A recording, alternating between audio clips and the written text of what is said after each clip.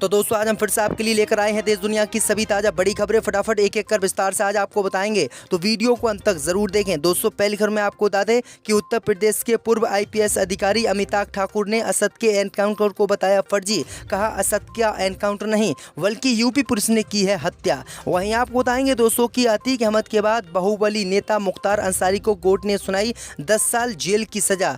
मुसलमान बोले अब अतीक अहमद की तरह इनका भी होगा एनकाउंटर। वहीं आपको बताएंगे दोस्तों की बागेश्वर धाम के बाबा धीरेन्द्र शास्त्री का बिहार में जबरदस्त विरोध। बीजेपी बोली जब ओवैसी बिहार आ सकते हैं तो बाबा क्यों नहीं। वहीं आपको बताएंगे दोस्तों कि दिल्ली पुलिस पर पहलवानों ने लगाया आरोप। कहा सामान लाने वालों को दिल्ली पुलिस पीटकर भगा रही है और हमारी बिजली काट दी है, हम जमीन पर सोने को हैं मजबूर। वहीं आपको बताएंगे दोस्तों कि अमेरिका की मस्जिद में नमाज के दौरान इमाम पर जानलेवा हमला, वीडियो हुआ वायरल, अमेरिका के छूटे पसीने। वहीं आपको बताएंगे दोस्तों कि बीजेपी सांसद राजेंद्र अग्रवाल ने मुसलमानों को लेकर दिया विवादित बयान। बोले भारत के मुसलमान पूरी तरह से हिंदू घर वापसी करना चाहते हैं तो करूंगा मैं उनका स्वागत। तो दोस्तों सभी खबरों को आपको एक एक कर बताने वाले हैं। वीडियो को लाइक कर चैनल को सब्सक्राइब कर दें और हमें कमेंट करके बताएं कि आपके जिले किस राज्य से हमारी खबरों को देख रहे हैं।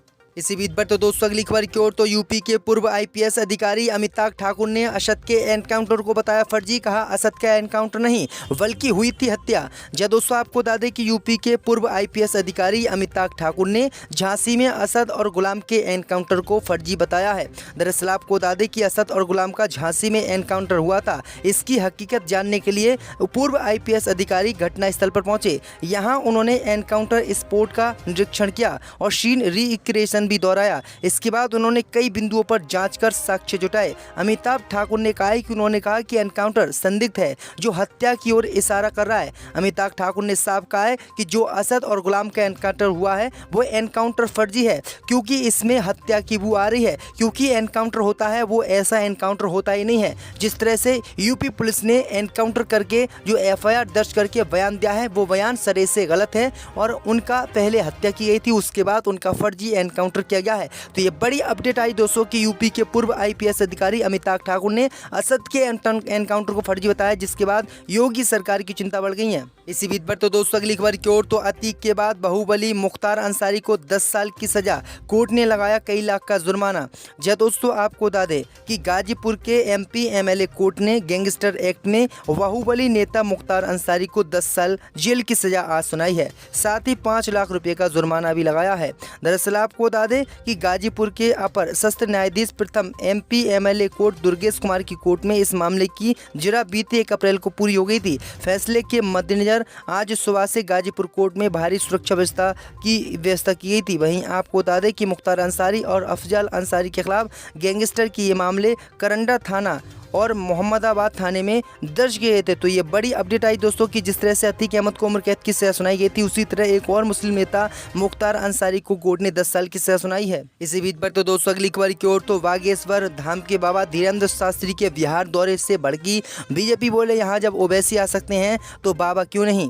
जब दोस्तों आपको बता दें कि बागेश्वर धाम के बाबा धीरेन्द्र शास्त्री बिहार आने वाले हैं। वहीं आपको बता दें कि बिहार में बाबा धीरेन्द्र शास्त्री का विरोध शुरू हो गया है। महागठबंधन सरकार में शामिल दल उनके दौरे को राजनीति से प्रेरित बताते हुए तंज कस रहे हैं। वहीं आपको बता दें कि उनके इस दौरे का विरोध कर रहे आरजेडी और जेडीयू के नेताओं पर बीजेपी ने निशाना साधा है। बीजेपी ने सवाल किया है कि जब बिहार में ओवैसी आ सकते हैं तो बाबा धीरेन्द्र शास्त्री क्यों नहीं। इसी बीच पर तो दोस्तों अगली खबर की ओर तो पहलवानों ने दिल्ली पुलिस पर लगाया आरोप। कहा सामान लाने वालों को पीटकर भगाया, बिजली काटी, हम जमीन पर सोने को मजबूर। जब दोस्तों आपको बता दें कि सुप्रीम कोर्ट के आदेश के बाद दिल्ली पुलिस ने आखिरकार बीजेपी सांसद ब्रजभूषण शरण सिंह के खिलाफ 2 एफआईआर दर्ज कर ली हैं। ब्रजभूषण शरण सिंह के खिलाफ यौन उत्पीड़न और पॉक्सो एक्ट से संबंधित धाराओं में केस दर्ज किया है। दूसरी तरफ धरने पर बैठे पहलवानों का कहना है कि जब तक ब्रजभूषण शरण सिंह की गिरफ्तारी नहीं होती उनका धरना जारी रहेगा क्योंकि उन्हें दिल्ली पुलिस पर भरोसा नहीं है। अब पहलवानों ने यह भी शिकायत की है कि उन्हें धरने से हटाने के लिए बिजली कटवा दी गई है। इतना ही नहीं, खाने पीने की चीज़ें लाने वाले लोगों को मारपीट करके दिल्ली पुलिस भगा रही है और पहलवानों से कह रही कि इस धरने को ख़त्म करें। पहलवानों ने कहा है कि दिल्ली पुलिस ने हमारी बिजली भी काट दी है और हम अब ज़मीन पर सोने को मजबूर हो गए हैं। इसी बीच पर तो दोस्तों अगली खबर की ओर तो अमेरिका की मस्जिद में नमाज के दौरान इमाम पर जानलेवा हमला। जब दोस्तों आपको बता दें कि अमेरिका के न्यू जर्सी में एक इमाम पर अप्रैल की महीने की शुरुआत में जानलेवा हमला किया गया है। इमाम पर हमला उस वक्त हुआ जब वो मस्जिद में फजर की नमाज अदा कर रहे थे।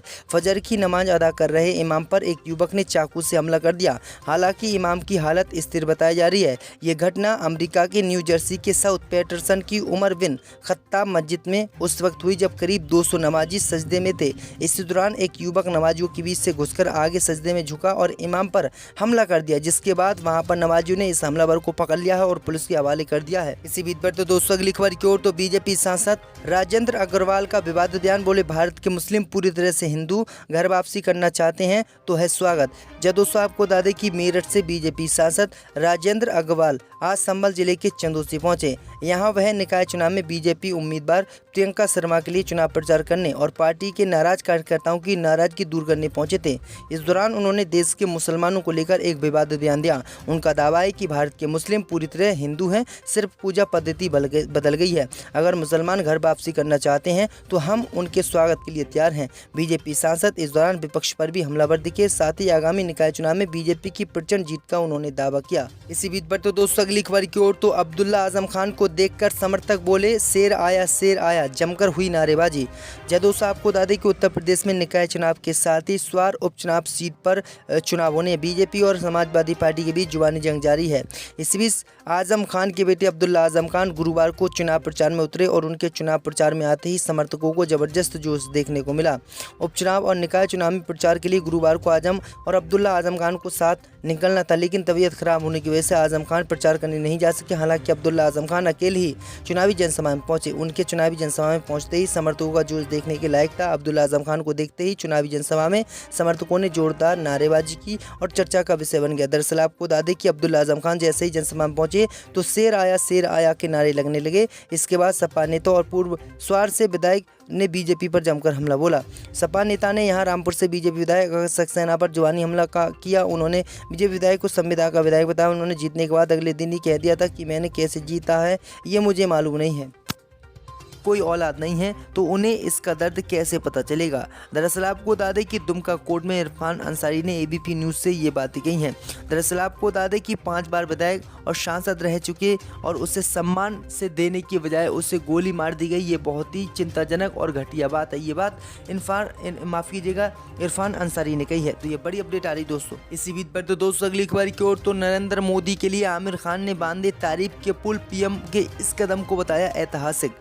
दोस्तों आपको बता दें कि बॉलीवुड के सुपरस्टार आमिर खान ने प्रधानमंत्री मोदी की दिल खोलकर तारीफ की है। एक्टर ने दिल्ली में हुए नेशनल कॉन्क्लेव में हिस्सा लिया, जहां उन्होंने प्रधानमंत्री मोदी की प्रशंसा की। अब इवेंट से आमिर खान का वीडियो सोशल मीडिया पर वायरल हो रहा है। दरअसल आपको बता दें कि प्रधानमंत्री नरेंद्र मोदी का रेडियो शो मन की बात के 100वें एपिसोड पूरे होने जा रहे हैं। इस खास मौके पर बुधवार को दिल्ली में राष्ट्रीय कॉन्क्लेव का आयोजन किया गया है, जहां कई बड़ी हस्तियों ने हिस्सा लिया। इसमें आमिर खान और रवीना टंडन जैसे बॉलीवुड सेलेब्स का नाम भी शामिल है। दरअसल आपको बता दें कि इसी दौरान उन्होंने कहा कि प्रधानमंत्री मोदी ने पूरे देश के लिए बहुत काम किया है और प्रधानमंत्री मोदी बहुत अच्छा काम देश के लिए कर रहे हैं, इसलिए प्रधानमंत्री मोदी की तारीफ करना कोई स्वाभाविक नहीं है। तो ये बड़ी अपडेट आई दोस्तों कि फिल्मों के फ्लॉप होने के बाद अब किस तरह से आमिर खान भी मोदी कर रहे हैं। इसी बीच पर दोस्तों अगली खबर की ओर तो कर्नाटक चुनाव को लेकर एबीपी न्यूज ने ताजा सर्वे किया जारी कांग्रेस की सरकार बनाते हुए बीजेपी को दिखाया बेकार। दोस्तों आपको बता दें कि कर्नाटक में विधानसभा चुनाव होने जा रहे हैं। विधानसभा चुनाव से पहले ही बीजेपी को बड़ा झटका लगा है। दरअसल आपको बता दें कि एबीपी न्यूज ने जो ओपिनियन पोल जारी किया है, उस ओपिनियन पोल में भाजपा को झटका लग रहा है। दरअसल आपको बता दें कि उस ओपिनियन पोल में कांग्रेस पार्टी की सरकार बननी है।